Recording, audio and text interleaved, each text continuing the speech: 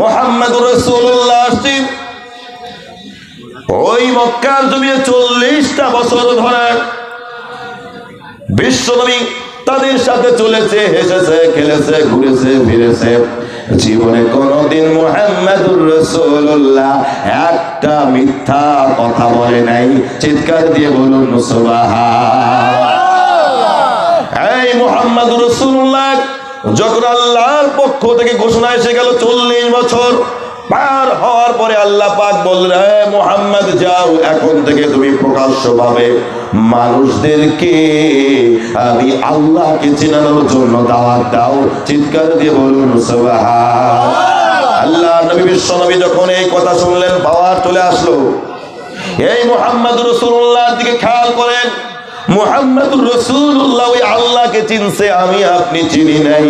ওই মুহাম্মদুর রাসূলুল্লাহ হেরা গুহার মধ্যে দীর্ঘদিন পর্যন্ত সাধনা করেছে, আল্লাহকে পাওয়ার জন্য সাধনা করেছে। সাধনা করতে করতে করতে করতে আল্লাহকে চিনেছে।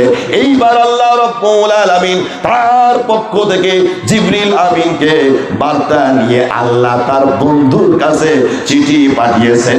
ওই চিঠির নামই হলো কোরআনুল কারীম। চিৎকার দিয়ে বলুন সুবহানাল্লাহ। ইকরা বিসমি রাব্বিকাল্লাযী খালাক। পড়ুন আপনার পালনকর্তার নামে যিনি আপনাকে সৃষ্টি করেছেন। জোরে বলুন সুবহানাল্লাহ। আল্লাহকে চিনছে ওই হেরা গুহার ভিতর থেকে।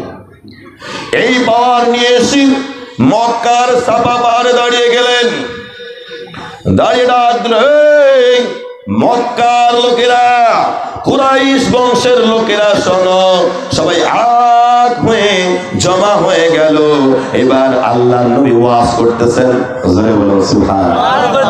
সেদিন বিশ্ব নবীর মাইক ছিল না, সামিয়ানা ছিল না, কিচ্ছু ছিল না। খোলা আকাশের নিচে ওয়াজ করতেছিলেন, মানুষ এই ওয়াজ শুনতে আসলো। এবার আল্লাহর নবী বললেন, এখন তো মানুষ সামিয়ানা ছাড়া ওয়াজ করতে আসলে আপনারা অনেকেই আসতেন না, মাইক ছাড়া বলে কিসের এটা ওয়াজ মাহফিল হলো কিনা? তোমার এখনো মুসলমান হওয়া হয়নি। জোরে কোন ঠিক কিনা?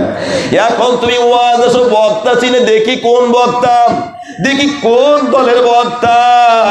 এই মুহাম্মদুর রাসূলুল্লাহ যখন এই মক্কার সাফা পাহাড়ে দাঁড়িয়ে যখন ওয়াজ করতেছেন, এই কাফেররা জানে না এই মুহাম্মদুর রাসূলুল্লাহর পাওয়ার কতটুকু, জানে না, জানে না।